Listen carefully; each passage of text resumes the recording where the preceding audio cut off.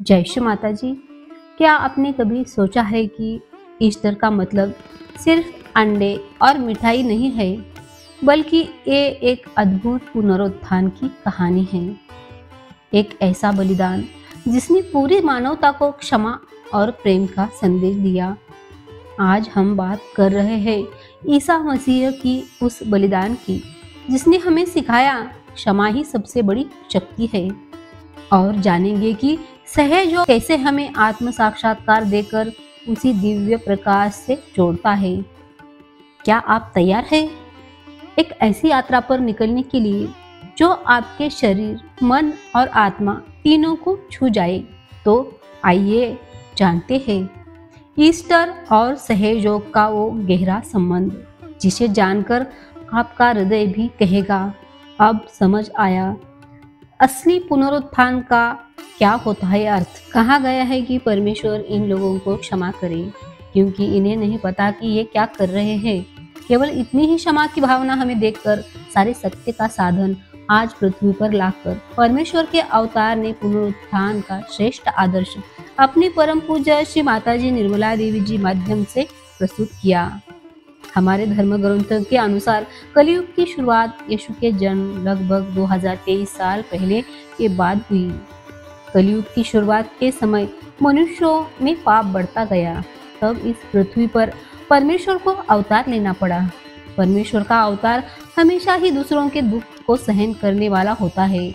आज के दुखद समय में सुख और आनंद प्राप्त करने हेतु हमें क्षमा और प्रेम का संदेश देने वाला अवतार परमेश्वर यीशु ही ईस्टर का कारण है। आज संपूर्ण विश्व में ईस्टर का पर्व धूमधाम से मनाया जाता है। ईस्टर का यह शुभ दिन आनंद और उत्साह का दिन है, क्योंकि इसी दिन महान यीशु मृत्यु पर विजय प्राप्त कर पुनर्जीवित हुए थे। इस दिव्य पुनरुत्थान से संपूर्ण मानवता के पापों का प्रायश्चित संभव हुआ। यदि यीशु क्रूस पर चढ़कर बलिदान न देते तो हमारा उद्धार नहीं होता, क्योंकि जब यीशु को क्रूस पर चढ़ा दिया गया तभी वे पुनर्जीवित हुए।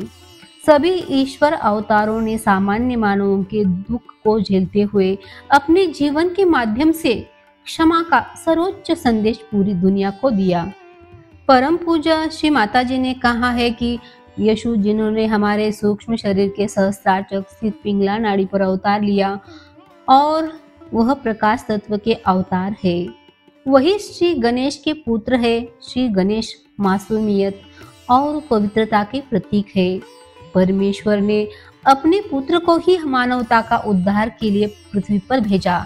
यह कितना महान आत्म बलिदान है। हम समझ सकते हैं कि आत्म साक्षात्कार के लिए परमेश्वर ने अपने ही पुत्र को बलिदान कर दिया। सहयोग, ध्यान से साधना और आत्म साक्षात्कार प्राप्त होते ही हमारी बुराइयों का नाश हो जाता है और परमेश्वर की क्षमा हम तक पहुंचती है।